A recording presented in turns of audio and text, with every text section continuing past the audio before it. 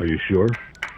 So this is going to be a pretty quick video, just a couple helpful tips. First one is if you have a canvas that's a little too loose, to fix it is really simple. All you do is add a little water to the back of your canvas, and you want to make sure that you're hitting every corner. If you don't coat it evenly, you will have areas that don't tighten properly. And do be careful doing this after you've painted something on the canvas, as the paint can end up cracking afterwards. I know that from personal experience. The second tip is going to be the one that I want to go over the most, and it's going to be about transferring images onto a canvas. So I'm using a product called Golden, and I like using the regular gel matte. It also comes in a gloss, but I prefer the matte one. I find it's easier to add gloss than it is to remove it. And so from here, you're going to go ahead and get any image of your choice. In this case, I'm going to be using some words. And just keep in mind, you do have to invert this. To make it a little easier to work with, I do like to trim it down. I don't know where my scissors are, so I'm just gonna rip it.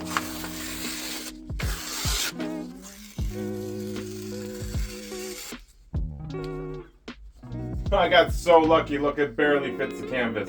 And so you just want to place that on as straight as possible. It doesn't have to be perfect. You know, all artwork is subjective anyways. Worst case, you can say it's just part of the design. Pretty sure it's on there straight. And I find if you wet the back of the page, it actually increases the odds of it transferring properly. And you don't have to use the same material. You can just use some water for the back of it. So it's been drying for about 30 minutes, and at this point I like to rip off the first layer because it helps it dry a little bit quicker. And of course, if you don't want to risk it, you can just let it fully dry. And that'll take roughly around 20 hours or so.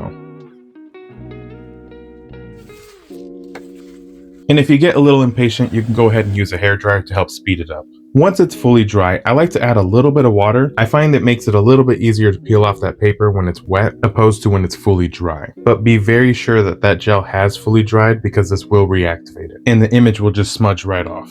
And you can go ahead and skip this tip. It's honestly more of a preference, but I highly recommend that you always paint the edges of your canvas. The edges of the canvas are just as important as the image in the front of it. So I'm going to be doing just a little quick oil painting, and I always like to put down a base color just so that when I do use the color white, it makes it really vibrant. So I was already starting the painting, but I'm not really liking how it's coming out.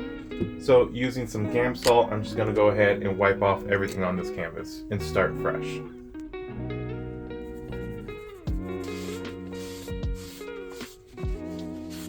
The painting I'm doing here is more for fun, so I'm not really going to be doing too much details, and I'm going to keep it pretty loose.